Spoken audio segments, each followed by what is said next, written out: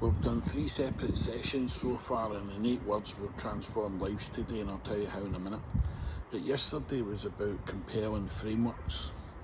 It's compelling futures. It's about bridging out the gap from where you are to where you want to go. We did it over 1, 3, 5, 10-year chunks, depending on what level of identity I'm working with. If I'm working with global CEOs, it's 10-year chunks. If I'm working with somebody that's got a business up to 1 million, it's usually a year.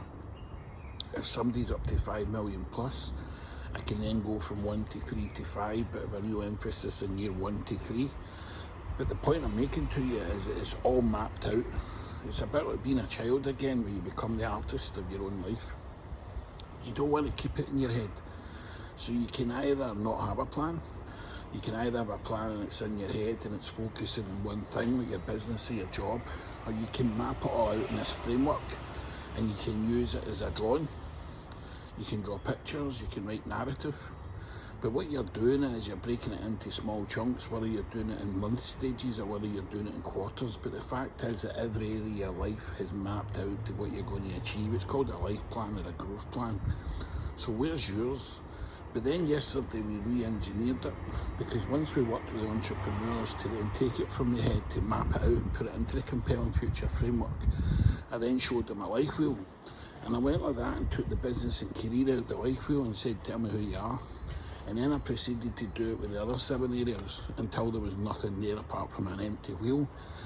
When you've got an empty wheel, how do you describe to yourself who you are? How do you describe what lies beyond self? And then what we did is we started to put the wee components back in and ask the same question again. And then we looked at the compelling future framework, and then we get excited about what we're going to do this year. But it's the same as today. Today we were working with different entrepreneurs, and these people are advanced. These people do have that compelling future and are at that stage that they can tell me who they are, just being self. But what I did today to change their life was 8 words. When I listened to them today and I listened to the things that happened last year, I said something to them today and then I just paused and went silent. I said, what are you going to continue to tolerate with this year? Because you get what you tolerate. And once we had that silence and people were able to reflect on what they tolerated last year, I'm saying if you're going to tolerate that this year, you're going to get the same outcomes. And that's what the session was about. It was actually 3 sessions, but the 3 sessions was about that. Tolerance, nothing else. But now imagine the people who have come off the session with me and they're sitting there. Now they're making a decision because they're now consciously aware what held them back last year, what was their chokeholds. And the chokeholds was putting up, tolerating things that they shouldn't have been tolerating.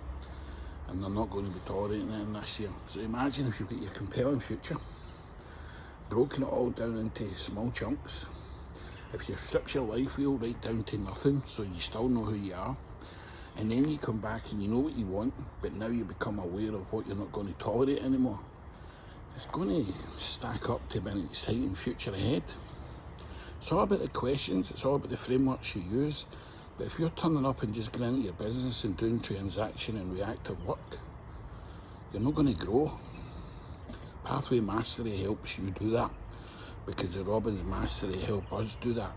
It's a revolving door.